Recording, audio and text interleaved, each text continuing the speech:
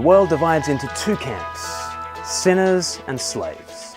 Sinners love freedom, slaves love respect. The sinners opt out of the system to discover themselves. Slaves opt into the system to prove themselves. When sinners are upset, they riot and hold protest rock concerts. When slaves are upset, they write stern letters to the Daily Mail. And both groups are absolutely certain that the other side is the real problem with this world. Which are you more like? We're usually a combination, but we're a combination of these two options, and we lean one way or another on this particular spectrum. Which way do you lean? Towards sinner or slave? Opt out or opt in? Freedom or respect? Rule breaker or rule maker? Well, these two kinds of people surrounded Jesus in Luke chapter 15, and they responded in very different ways to the grace of Christ. Chapter 15 verse 1, Luke 15 verse 1, "Now the tax collectors and sinners were all gathering around to hear Jesus, but the Pharisees and the teachers of the law muttered, 'This man welcomes sinners and eats with them.'" Do you see the two groups? Sinners on the one hand, slaves on the other. And how do they respond? The sinners draw near, they hear Jesus, and Jesus welcomes them and eats with them.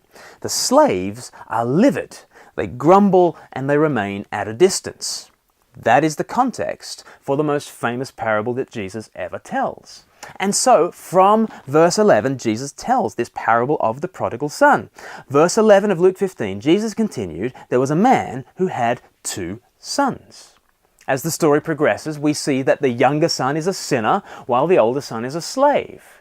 And you know what the punchline of the story is? The sinner, the prodigal, gets welcomed home to feast, while the slave remains outside grumbling. Do you see what Jesus is doing? The parable is about the two different responses to Jesus, which makes us realize that the prodigal son is a poor title for the parable. For many reasons. Firstly, there are 2 sons, representing 2 reactions to Jesus. And both reactions to the grace of Jesus are vital to understand. So it's not just about the prodigal son, but secondly, it's not fundamentally about the sons either. The prodigal is not the hero, but obviously neither is the elder brother. The hero is the father. And who does the father represent in this story? Well, he is the one who welcomes sinners and eats with them.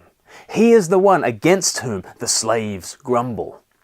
The father represents Jesus. It's really obvious when you think about it. It's common, though, to hear people say, look, the father of the parable is, it's just straightforwardly, it's just God the Father, right? Well, no. That fails to take verses 1 and 2 seriously. This story is about a father who welcomes sinners and eats with them, just like Jesus. Jesus is being represented in this parable. He's being represented in all the parables of Luke chapter 15. From verse 3, he's like a shepherd finding lost sheep.